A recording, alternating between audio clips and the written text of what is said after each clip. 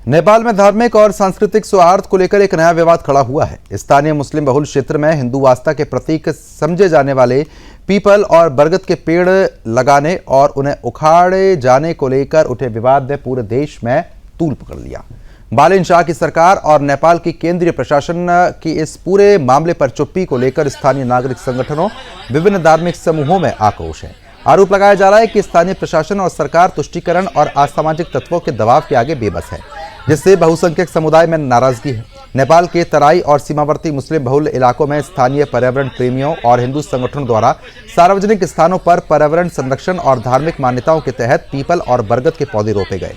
हालांकि स्थानीय स्तर पर कुछ मुसलमानों ने इन पवित्र वृक्षों के लगाने पर यह कहकर कड़ा विरोध किया कि वे अपने बाहुल्य वाले क्षेत्रों में पीपल और बरगद के पेड़ नहीं लगाने देंगे। आरोप है कि सार्वजनिक भूमि पर लगे इन पौधों को उखाड़कर फेंक दिया गया। स्थानीय लोगों ने सवाल उठाया कि क्या अब अपने ही देश की सार्वजनिक भूमि पर छायादार और पूजनीय वृक्ष लगाने के लिए किसी विशेष वर्ग या असामाजिक तत्वों की अनुमति लेनी पड़ेगी।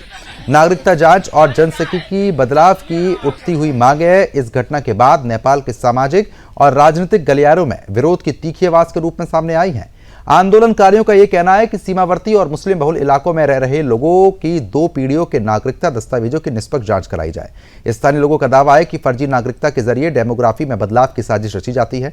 इस पूरे मामले पर वन विभाग और स्थानीय प्रशासन की ओर से कोई आधिकारिक बयान अभी तक जारी नहीं किया गया। नेपाल से हमारे संवाददाता सुबोध कुमार हमारे साथ जुड़ चुके हैं। सुबोध, जिस तरीके से हमारे पूजनीय वृक्ष को लेकर जो ये मामला इतना तूल पकड़ता नजर आ रहा है, आखिरकार इसमें कुछ समाधान हुआ है क्या, या फिर जो असामाजिक तत्व हैं वो इस तरीके की हरकत लगातार कर रहे हैं?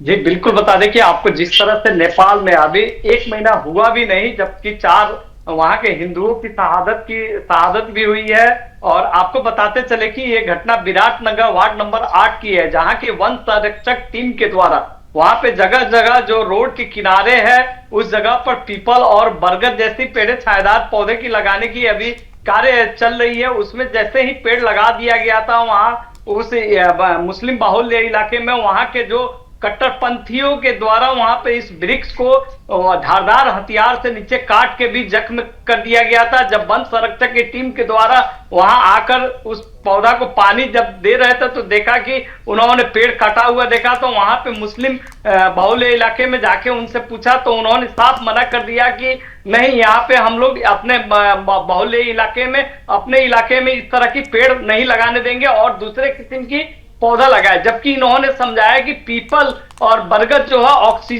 ऑक्सीजन प्रचुर मात्रा में देते हैं, ये किसी जाति धर्म के विशेष में नहीं है।